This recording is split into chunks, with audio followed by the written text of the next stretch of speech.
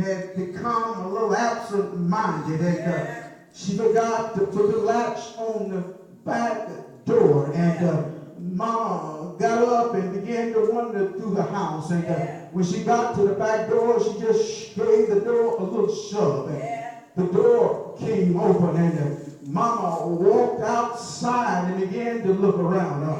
Because she had gotten a little bit of old timers, she began to wander through the yard and out into the woods, and she didn't know where she was. And the old lady, the old lady came into the house looking around for her mama, and she was wondering where Mama had gone. And she went around to the back of the house and she forgot. He said, "Oh Lord, I forgot to put the latch on the back door, and I just wonder where Mama could be." And I don't know about you, but sometimes we get in our minds and our hearts and we wonder where could we be if it had not been for the Lord on our side. And so she began to fold her arms and walk around in the yard, and she said, saying to herself, "I wonder what I could do." Then she thought about an old church hymn. She said, "If I could sing this hymn, I just believe it'll make Mama raise up her hand." How can I get Mama to raise up her hands? How can I get Mama to raise up her hand? And she remembered the favorite hymn of Mama's, and it went something like this: "Precious Lord, take my hand, lead me on through the storm, through the night." She said, if I just keep singing that song, I just believe Mama would hear me, and she would raise up her hand and she'll come toward my voice, and she would begin to sing, "Lead me on to the light, precious Lord, take my hand, lead me on."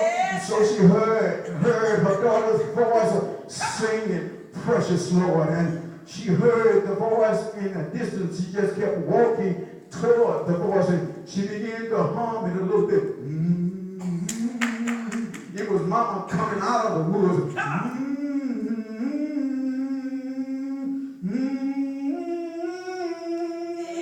Yes, and don't you know that in some way and somehow God has power, and his words have power. And what he wants us to understand from this text, knowing that when life doesn't seem fair, God wants us to pray and seek his face.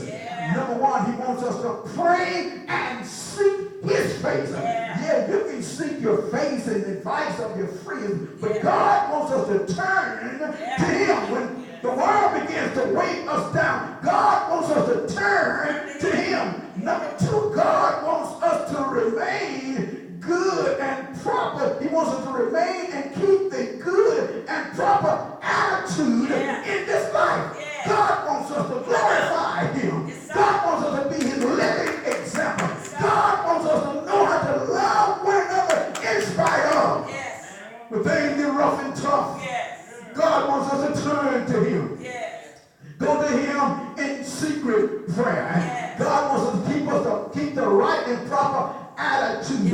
Your attitude can rise you to a place of gratitude, because when you realize it was God that brought me out, it was God that kept me. It's God that's holding me. It's God that's controlling everything in my life. Number one, number two, number three. Thirdly, God wants us to look for something good to come out of our circumstances. No matter how bad it might be, God say look for something good to come out of your circumstances. Look at what Joseph rose to the second in power. His brothers had put him through hell, but God brought him out. God will do the same thing for you. When life carries you through something, your name may become drugged through the mud, but God can bring you out. Life may be crushing you, but God can bring you up. Don't you know that God can work it out? And fourthly and finally, God wants us to realize that he's still God. He wants us to know that he's still in control. He wants us to know that he will never fail you. God is a God that's in control, and there's no failure in him because he has all power. I found out he owns the whole world in his hand. I love Jesus. I want you to understand that he loves me in spite of what I've gone through. The love of God. He loved me so that he died for me. He died for you. I'm on a cross on Calvary's hill. Jesus died for you that you may have life and have it more abundantly. Lift him up this morning. We're alive that we have to lift him up. Remember that life does not seem fair. But God will always be fair. We have to understand that God will always be fair to us. And we may not be fair to one another, but we have to realize God is always fair to us. What can we learn from this? God is always in control. And God is always fair.